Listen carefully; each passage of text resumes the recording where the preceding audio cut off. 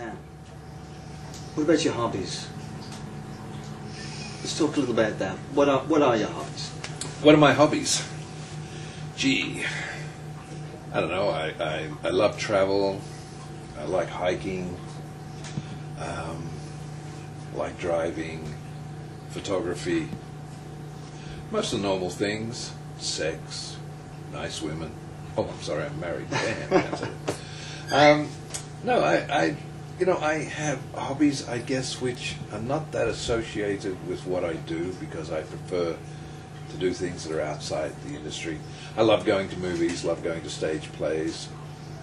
But I guess it's just not.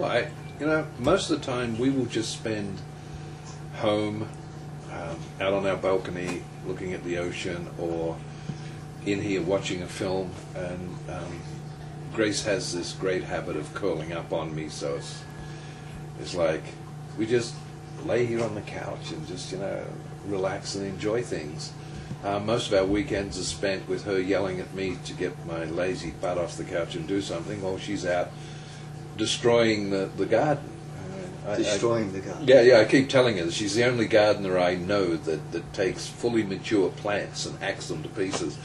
But she tries to explain to me that, in Japanese gardening you have to cut them back so they come back stronger. And I keep trying to figure this out. It's like, I figure that's why there's so many small Japanese people, because when they're born they start shearing them off at the knees, so they just, and it doesn't kind of work that way. But, yeah, it's just normal. I mean, nothing extraordinary.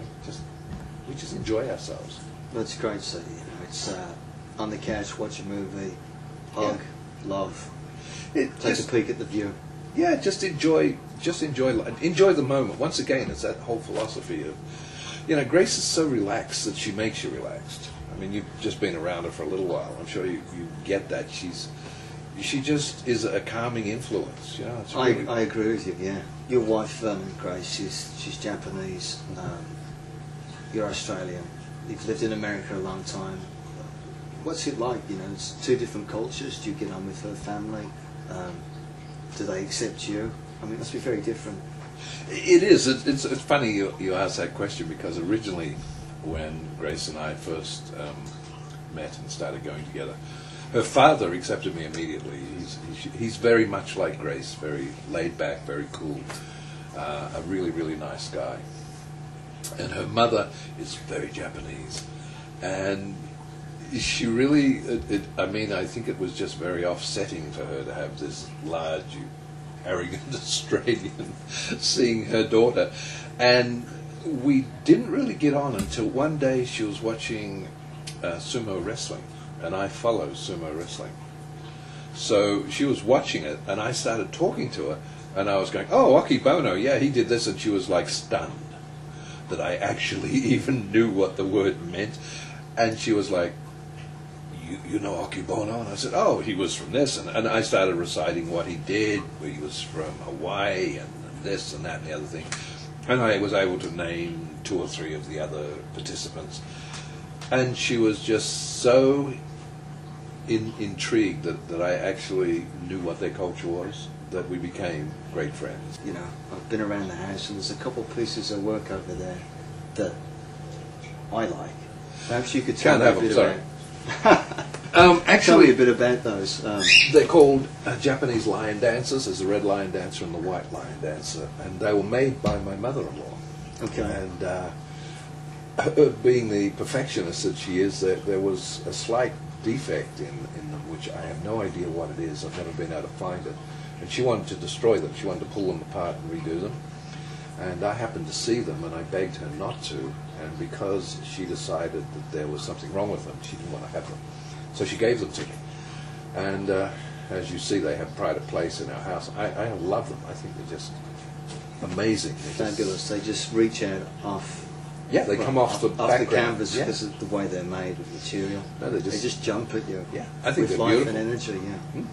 And it's the same thing. We've got dragons and phoenixes and tigers in the house and in pictures. It's all this Buddhist philosophy of the yin and the yang and the chi and the balance of, you have to have a balance between good and evil for things to remain equal. You know, you just can't have all good or all evil. You have to have that balance. It's, you know, it's that still, the world doesn't change. But you know what? You do not have to become what the world is. You can actually live your own life. And it's not a spiritual thing. I'm not sitting here preaching we should all be spiritual. I believe in what I believe in, and my beliefs are very strong that there is a higher entity to what we are. I don't know what it is. My grandfather used to say, 2 things you can't change in this life. The day you're born, the day you die. The day you're born, the day you die is predestined. And you work between those 2 points. Now what you do between the day you're born and the day you die is your decision.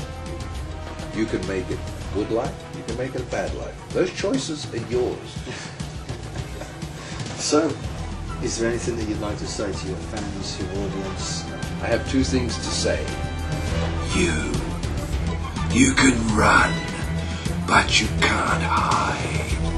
And I will cut your heart out like a knife through soft butter. Well, that was an afternoon spent with Vernon Wells. I'm Tom McKenna.